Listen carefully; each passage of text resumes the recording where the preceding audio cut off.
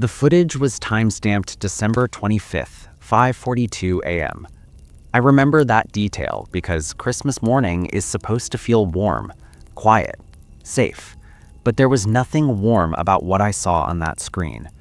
The numbers in the corner glowed pale blue against a black and white image, steady and uncaring, marking time as if nothing was wrong. At first, it looked normal. Too normal. The camera was mounted high in the corner of the living room, angled downward. It captured the couch, the Christmas tree, half of the hallway, and the front door. The tree lights blinked softly, their glow dull in grayscale. Wrapped presents sat untouched beneath the branches. No movement, no sound. Just a frozen frame of a house holding its breath. I leaned closer to the monitor, coffee growing cold in my hand. I work security for a small residential complex. Nothing fancy, mostly bored nights, malfunctioning cameras, and residents forgetting their keys. The system automatically flags motion anomalies, especially overnight. That's why the footage ended up in my queue, a red marker on the timeline. Unusual activity detected. Christmas morning. I scrubbed backward a few seconds. Still nothing. Then I played it again, slower this time. At 5:41:12, the front door was closed. At 5:41:13, it was open. There was no motion blur, no sign of it swinging. One frame it was shut, the next it wasn't. I felt a cold prickle crawl up my spine. I checked the hallway camera feed next. Same timestamp, same moment. The hallway light flickered once, then steadied.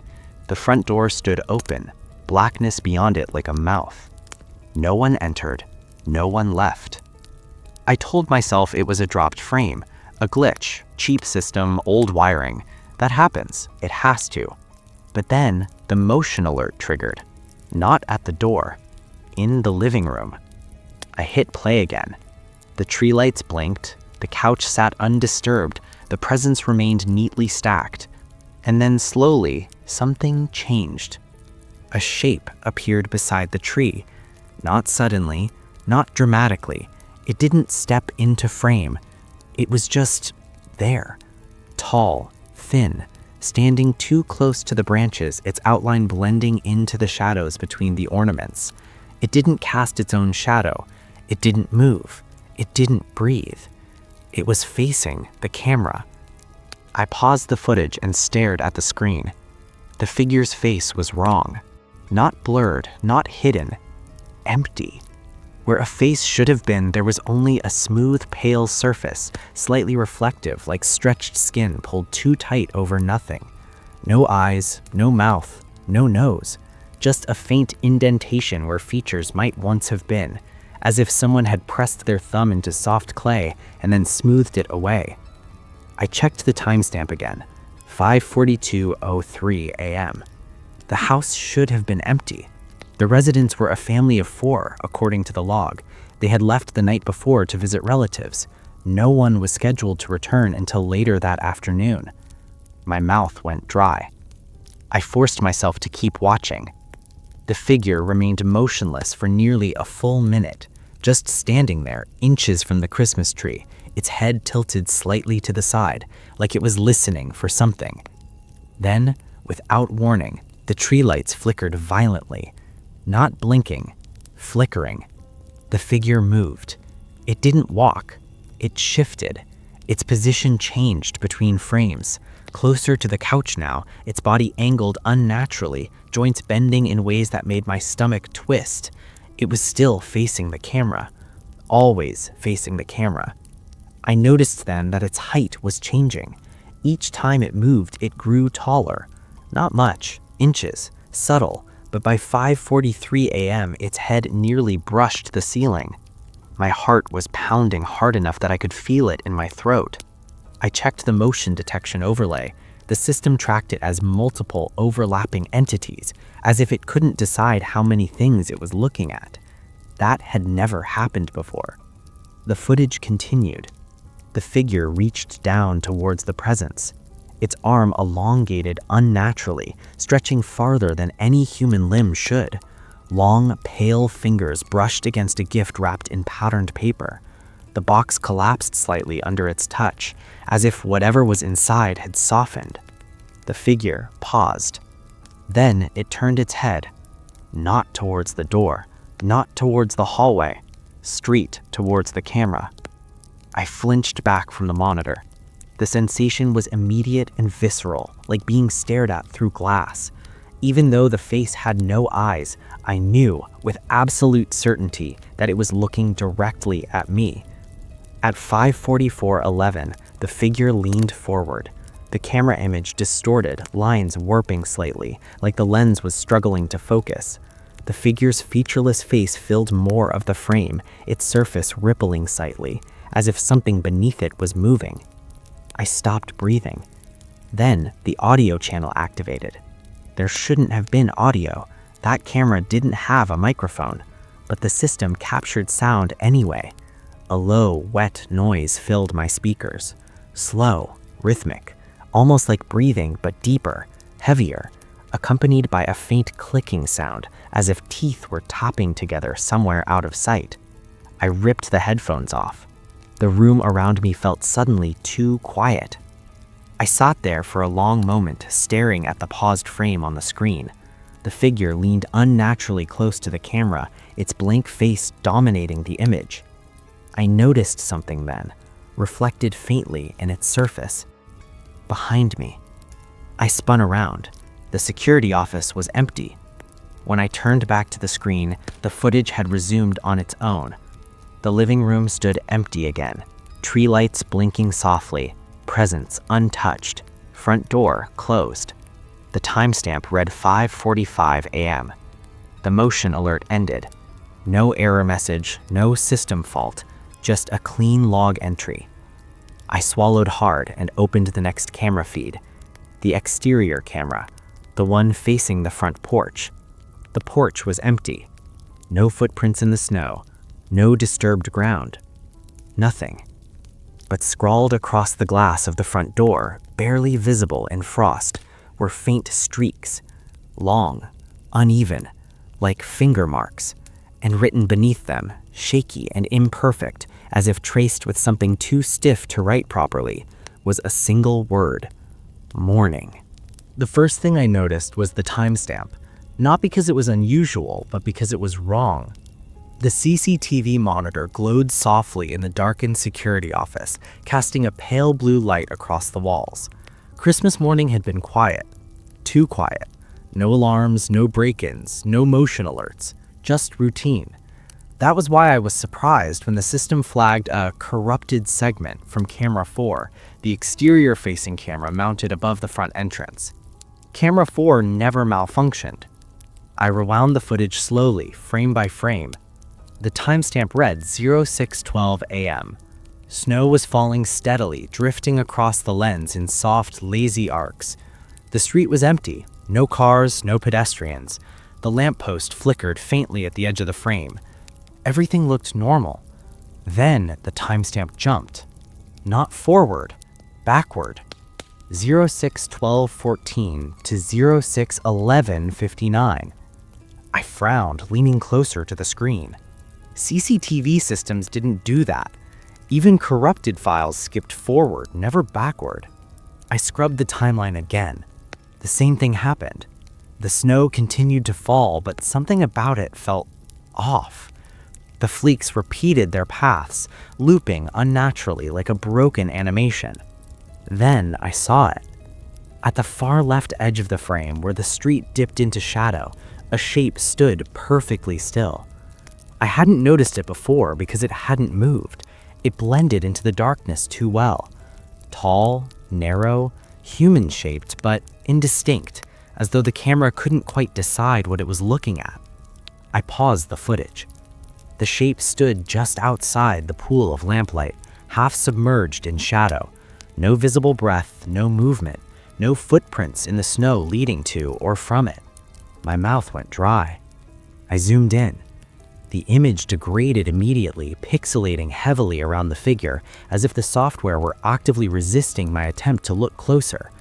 The rest of the frame remained sharp, only the figure distorted. I zoomed further. The screen flickered. For a single frame, the figure appeared closer. Not walking, not moving, just closer. I felt a chill creep up my spine. I rewound again. This time, I watched without pausing. The snow fell, the street remained empty. The timestamp glitched again, snapping backward by a few seconds, and with each glitch, the figure shifted position, inching closer to the entrance, never walking, never animating, just appearing nearer. By the fourth glitch, it stood beneath the lamppost. The light should have revealed its features, but it didn't. The illumination bent strangely around it, dimming instead of brightening. The figure absorbed the light rather than reflecting it. I swallowed hard. Camera 4 had audio. I turned up the volume. At first, there was only static and the distant hiss of falling snow. Then, beneath it, something else emerged. A low, rhythmic sound, almost imperceptible. Breathing. Not fast, not labored. Calm. Patient. The timestamp glitched again. The figure was now at the bottom of the steps leading to the entrance. The breath in the audio track grew louder. I pushed my chair back, suddenly aware of how small the security office felt. The walls pressed in. The hum of the fluorescent light overhead seemed too loud. I glanced toward the door, half expecting to hear footsteps outside. Nothing. I looked back at the monitor. The figure stood at the top of the steps now. No snow clung to it. No footprints marked its approach. The camera struggled to focus, the image shimmering as if heat were rising from its body despite the cold. Then something happened that made my heart stutter. The figure tilted its head. Not toward the building, toward the camera, toward me. The audio spiked sharply. A crackle of static surged through the speakers, followed by a sound that made my stomach drop. Knocking. Not loud, not aggressive. 3 slow knocks. I froze. The sound didn't come from the office door. It came from the footage. The timestamp read 06:13 a.m., but I remembered Christmas morning clearly. No one had knocked, no delivery, no visitor. The front entrance had remained locked until nearly 8. I scrubbed forward. The footage skipped again. The figure was gone. The steps were empty. Snow fell undisturbed. The lamppost flickered softly. Relief washed over me, sharp and dizzying. Then I noticed something else. A faint smudge on the glass of the entrance door. I zoomed in. It wasn't a smudge. It was a handprint.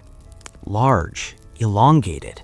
The fingers stretched too long, the proportions subtly wrong. Frost had formed around the edges of the print, spiderwebbing outward across the glass. The timestamp flickered again, the audio crackled, and suddenly a new sound emerged, clearer than before. A voice, low, close, whispered directly into the microphone. "You missed it." I ripped my headphones off, heart pounding violently. The security office felt unbearably cold now. My breath fogged in the air. I stared at the screen, unable to look away, unable to process what I had just heard. I told myself it was interference, audio bleed, some bizarre coincidence. I put the headphones back on. The footage continued. The timestamp jumped again. 06:14 a.m. The figure was back. This time, it stood directly in front of the door, so close that the camera could no longer capture its full shape. Only fragments of it appeared on screen. A shoulder too smooth, too dark, the vague curve of a head that seemed to blur at the edges. The audio hissed violently. The breathing was right against the microphone now. Then came another sound. Scraping. Slow, deliberate, like nails dragging across glass. The handprint on the door began to change. The frost spread further, crawling across the glass in intricate, vein-like patterns. The temperature reading in the corner of the monitor dropped rapidly, plummeting far below freezing. I watched, frozen, as something impossible happened. The camera angle shifted. Not physically. The actual footage tilted as though something were gripping the lens and turning it inward. The image rotated, revealing the reflection of the glass door. And in that reflection, I saw the inside of the building. I saw the lobby, empty, dark, and then, faintly, I saw myself standing in the security office, watching the screen. My blood ran cold. The figure leaned closer to the glass. For the first time, its face came into view, or rather the absence of one. Where features should have been filled, there was only smooth darkness, interrupted by shallow indentations where eyes might exist. No mouth, no nose, just a suggestion of a face, unfinished and wrong. The audio peaked. The voice returned, no longer whispering. "You always watch." The timestamp froze. The screen went black. The security office lights flickered violently for a split second. When they came back on, the monitor displayed the live feed again. The front entrance was empty. No figure, no frost, no handprint. The temperature reading had returned to normal. My hands shook uncontrollably. I checked the system logs. The corrupted segment still existed, timestamped and intact. The file size was far larger than it should have been, as though it contained more data than recorded time allowed. And beneath it, a new file had appeared, unlabeled, no timestamp, just a single word in the file name: next. I sat back slowly, my heart still racing, dread pooling in my stomach. The footage hadn't shown me something that had happened. It had shown me something that knew I was watching. And whatever stood outside that door on Christmas morning hadn't come to break in. It had come to be seen. I replayed the footage again, slower this time, frame by frame. Something was wrong with the timestamps. The camera labeled it as 5:59 a.m., 1 minute before Christmas morning officially began. The image showed the front hallway of the store, empty and silent, fluorescent lights buzzing faintly. Everything looked normal, too normal. Then, without warning, the timestamp jumped backward, 5:58 a.m. I frowned and scrubbed the timeline again. The footage stuttered, the digital clock in the corner flickering like it couldn't decide what time it was. Then it jumped again, 5:56 a.m. My stomach tightened. The cameras weren't malfunctioning. I knew the difference. This wasn't corruption or lag. The footage was intact, crystal clear. Time itself was rewinding inside the recording, like the system was remembering something it wasn't supposed to. I leaned closer to the monitor, my reflection faintly visible in the glass. That was when I noticed movement. At first, it was subtle, almost invisible. A shadow near the far end of the hallway, just beyond the automatic doors. It wasn't there a moment ago. I rewound, pleaded again. There it was. The shadow didn't move like a person. It didn't step into frame. It simply existed. One frame, it wasn't there. The next, it was. The shape was tall, elongated, darker than the shadows cast by the shelving units. It didn't cast its own shadow. The light didn't bend around it properly. It was like a hole punched into the image. My throat went dry. I advanced the footage. The timestamp flickered again. 5:97 a.m. The shadow was closer now, not by walking. It hadn't crossed the floor. It had skipped space entirely, appearing several feet nearer to the camera without any visible movement. My hands trembled on the mouse. Then the audio kicked in. A low hum filled the room, barely audible, like distant wind moving through empty halls. I hadn't heard it before. It hadn't been noticeable at normal speed. Slowed down, amplified through my speakers, it sounded almost like breathing. Not human breathing. Something deeper, slower. Wrong. The shadow began to distort. It stretched upward, brushing the top of the frame. Its edges rippled as if the footage itself were melting around it. And then, impossibly, it turned toward the camera. There was no face, no features, just a smooth, dark surface where a face should have been. yet I felt it looking directly at me, not at the camera, at me.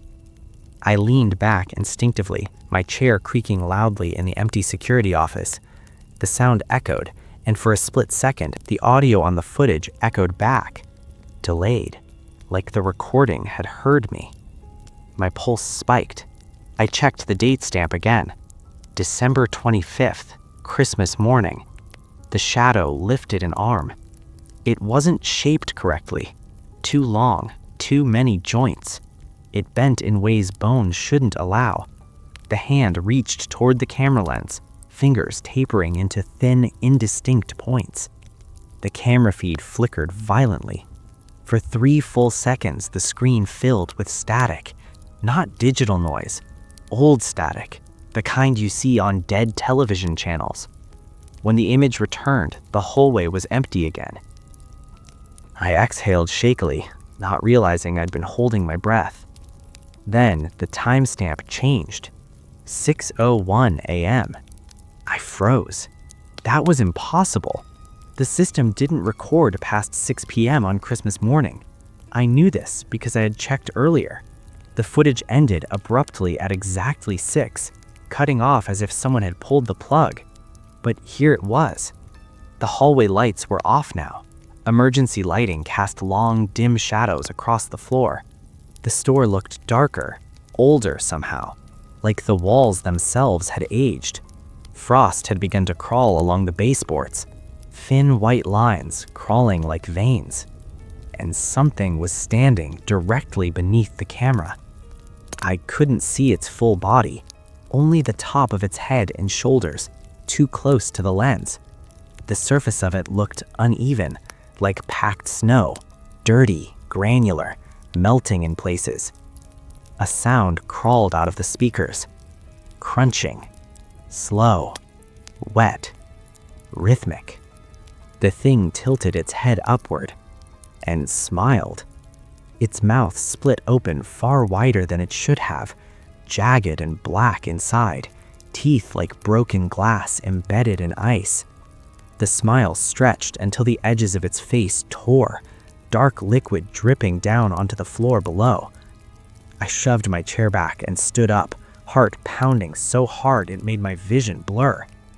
No, no, no. The audio spiked suddenly.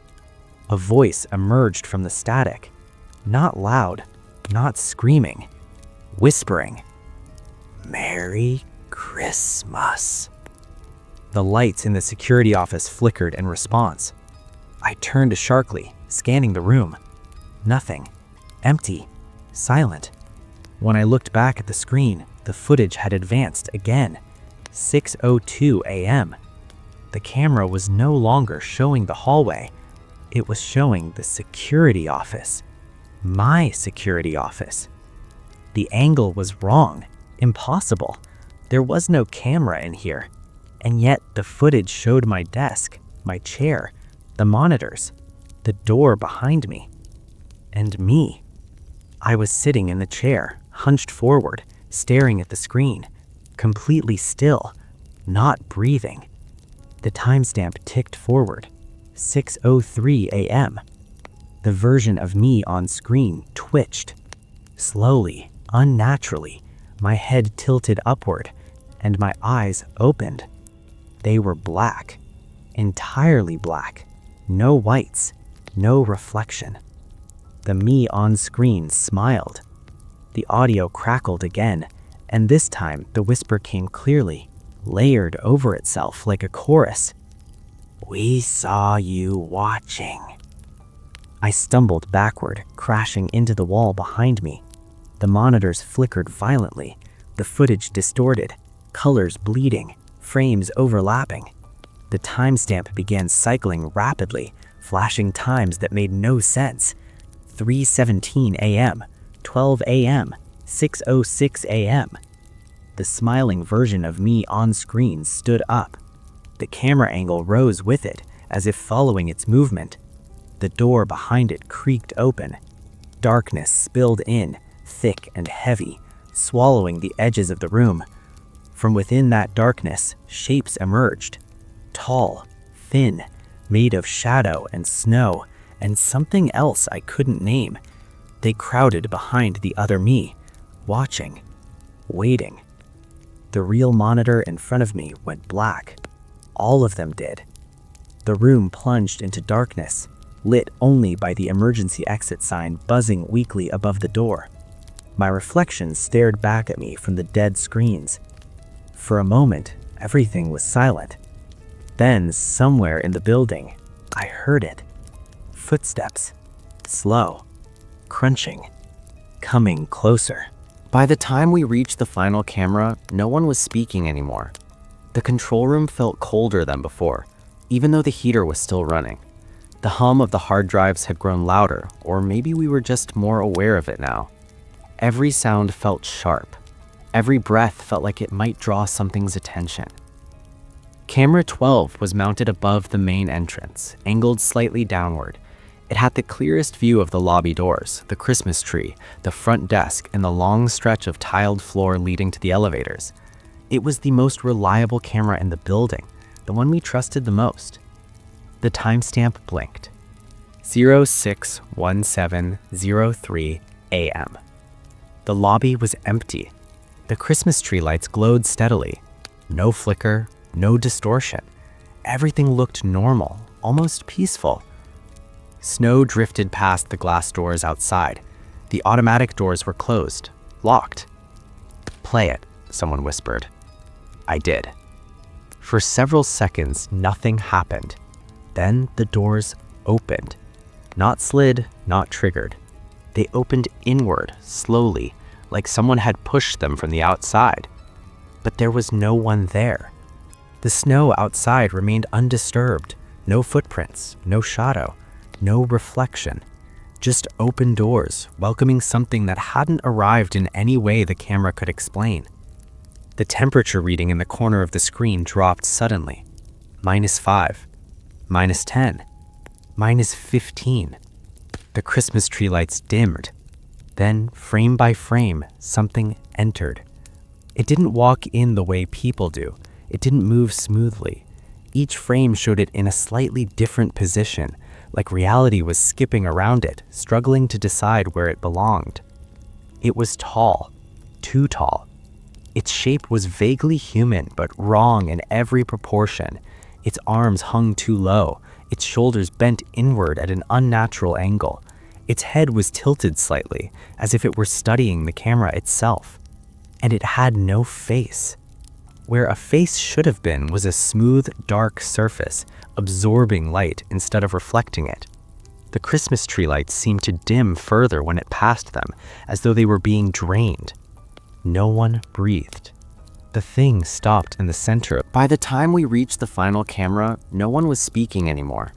The control room felt colder than before, even though the heater was still running. The hum of the hard drives had grown louder, or maybe we were just more aware of it now. Every sound felt sharp. Every breath felt like it might draw something's attention. Camera 12 was mounted above the main entrance, angled slightly downward. It had the clearest view of the lobby doors, the Christmas tree, the front desk, and the long stretch of tiled floor leading to the elevators. It was the most reliable camera in the building, the one we trusted the most. The timestamp blinked. 06:17:03 a.m. The lobby was empty. The Christmas tree lights glowed steadily. No flicker, no distortion. Everything looked normal, almost peaceful. Snow drifted past the glass doors outside. The automatic doors were closed, locked. "Play it," someone whispered. I did. For several seconds, nothing happened. Then the doors opened. Not slid, not triggered. They opened inward, slowly, like someone had pushed them from the outside. But there was no one there. The snow outside remained undisturbed. No footprints, no shadow, no reflection. Just open doors, welcoming something that hadn't arrived in any way the camera could explain. The temperature reading in the corner of the screen dropped suddenly. -5, -10, -15. The Christmas tree lights dimmed. Then, frame by frame, something entered.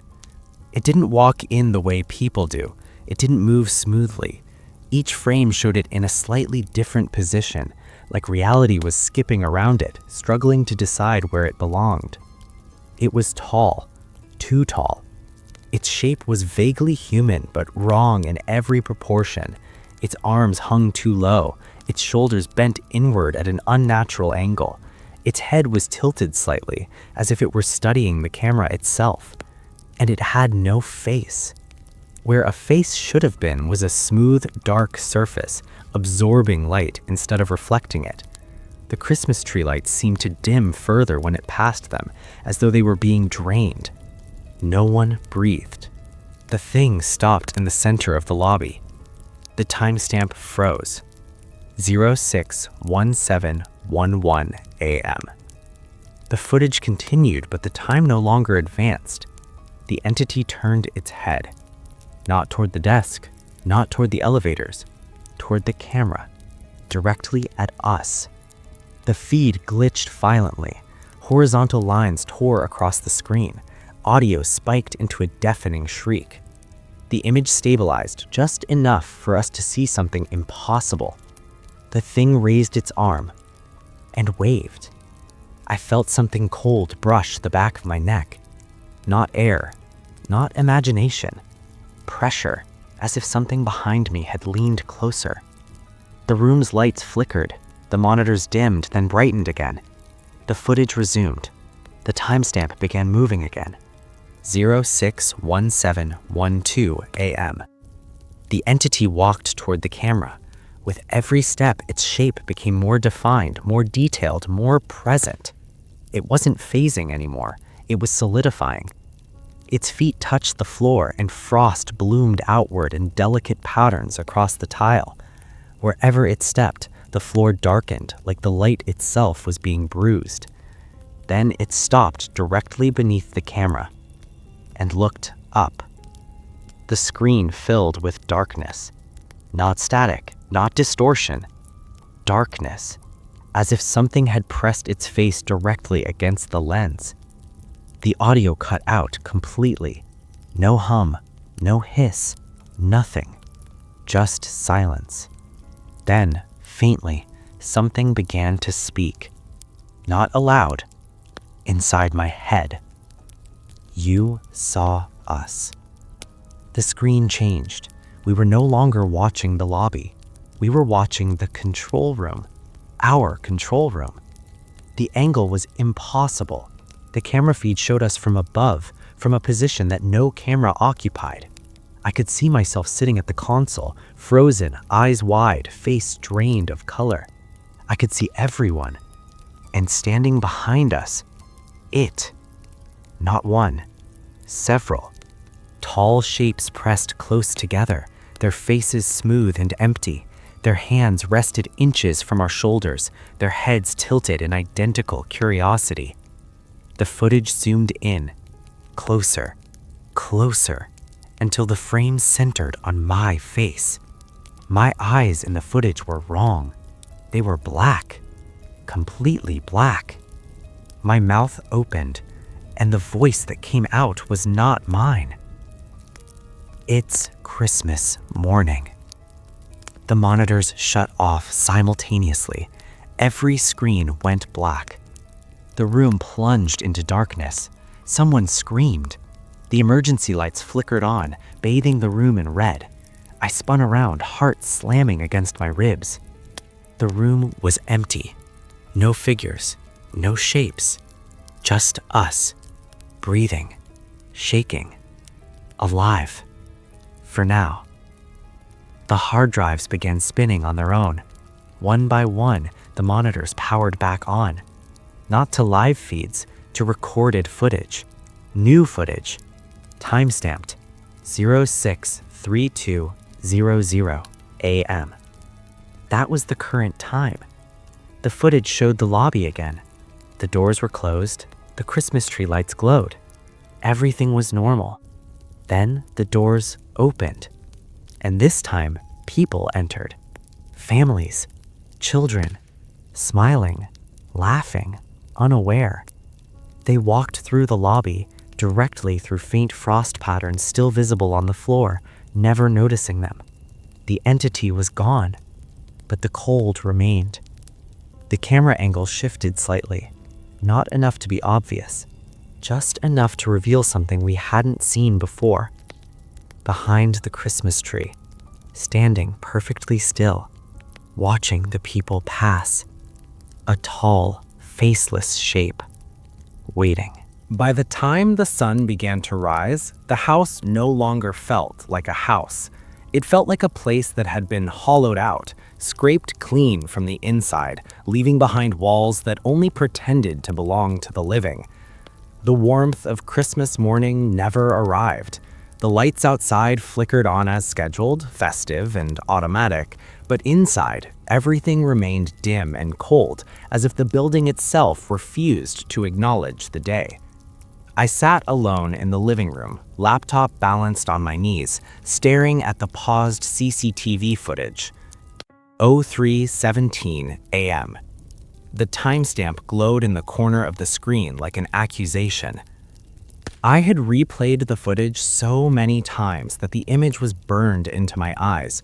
The front hallway, the door, the coat rack, the mirror above the console table, and the figure standing just inside the frame. Still, watching, waiting. I scrubbed the timeline forward, forcing myself to continue. The rational part of my brain begged me to stop, to leave it alone, to pretend the system had malfunctioned, but curiosity had long since curdled into obligation. Whatever this was, it had already crossed into my life. Ignoring it would not make it leave. The footage resumed. At 03:18 a.m., the figure moved. Not toward the door, toward the camera. Its motion was unnatural. It did not walk, it did not glide. The pixels around its body warped as it shifted forward, frame by frame, as if reality itself struggled to process its presence. The security camera adjusted exposure automatically, brightening the hallway, and that was when I saw the details I had missed before. It was tall, too tall. Its limbs bent at slightly incorrect angles, elbows and knees folding just a fraction too far. Its head tilted as it approached the camera, slow and deliberate, like it was examining the lens. Its face was featureless. No eyes, no mouth, no nose. Just smooth, pale skin stretched tight, reflecting the infrared glow. My stomach twisted. At 03:19 a.m., the audio track spiked. I turned the volume up, heart hammering. At first, there was nothing but static. Then, faintly, layered beneath the white noise, came breathing. Not mine, not human. It was wet and shallow, as if the sound was being forced through something that did not require air but was mimicking the act anyway. The closer the figure got to the camera, the louder the breathing became. At 03:20 a.m., the mirror above the console table changed. In real time, in the footage, I watched my own reflection appear in the glass. Except I was not standing there. The reflection showed me standing in the hallway, facing the figure. My posture was stiff. My head was bowed slightly, like someone awaiting instruction. I watched myself raise my hand. In the footage, the figure raised its hand too. They mirrored each other perfectly. I slammed the laptop shut, gasping, my heart threatening to tear out of my chest. I could still hear the breathing in my ears, even though the sound had stopped. The house creaked softly around me, settling, as if something had shifted its weight inside the walls. I told myself it was stress, sleep deprivation, fear-feeding hallucination. Then the doorbell rang. Not a chime, a single dull press. My blood ran cold. I did not move. I did not breathe. I stared at the front door, every muscle locked in place. Slowly, impossibly, the handle began to turn. I remembered the footage. The knocking had never happened on camera. The entry had already been made. The door opened without a sound. Nothing stood there. The porch was empty, bathed in soft morning light. Snow lay untouched. No footprints, no disturbance, just the quiet, cheerful lie of Christmas morning. Then I heard it. behind me, the same wet, shallow breathing. I turned slowly. The mirror above the console table reflected the hallway behind me. In the glass, I saw myself standing exactly where I was, and directly behind me, inches from my back, stood the figure, except this time it had a face. My face. It smiled in the mirror, though my real mouth did not move. Its lips stretched wider than they should be, teeth too many, too uniform. Its eyes blinked once, slowly, deliberately. The reflection leaned closer to the mirror and spoke. "You saw it." The voice came from everywhere at once, from the walls, from the floor, from inside my head. "You recorded us." The lights flickered, the temperature dropped instantly, breath fogging the air. The reflection raised its hand, pressing its palm against the inside of the mirror. Cracks spiderwebbed across the glass, spreading outward from its touch. "You invited us to stay." I stumbled backward, crashing into the door, fumbling with the handle, terror shredding every thought. The reflection's mouth opened impossibly wide, stretching past the limits of skin and bone. "We come every Christmas morning, when the house is quiet, when the world believes it is safe." The mirror shattered. Glass exploded outward, raining across the floor. I screamed, throwing my arms up, expecting pain. But the shards froze in midair. Time stopped. The house went silent. The figure stepped out of the broken mirror, glass passing through its body like mist. As it moved, the world resumed, the shards clattering to the floor behind it. It stood inches from me now, towering, its stolen face peeling and shifting, unable to hold its shape. Its hand pressed against my chest. Cold flooded my body, deeper than any winter chill, sinking into my bones, into my thoughts. Images flooded my mind.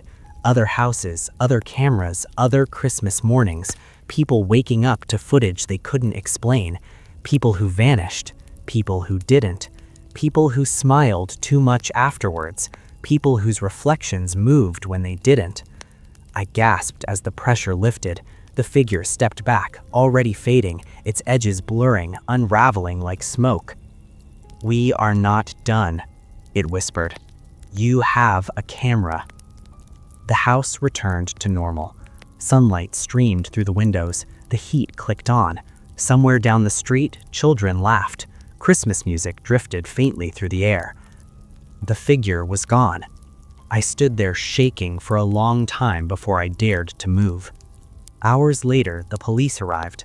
I told them everything. They listened politely, they checked the house, they reviewed the footage. The CCTV files were gone. Every single recording from that night had been erased, all except one. 03:17 a.m. A single still frame. The hallway. The door. The mirror. And me, standing there, smiling. I moved out 3 days later, left everything behind. I do not own cameras anymore. I do not allow mirrors in my home. I avoid Christmas mornings like a sickness, keeping the lights on, the television loud, the house full of noise. But sometimes when I pass a dark screen or catch my reflection in a window, I notice something wrong. A delay, a smile that lasts too long. And every Christmas morning at exactly 03:17 a.m., my phone vibrates. A notification. Motion detected. Even though I don't have cameras anymore. And somewhere, in some house, something is still watching.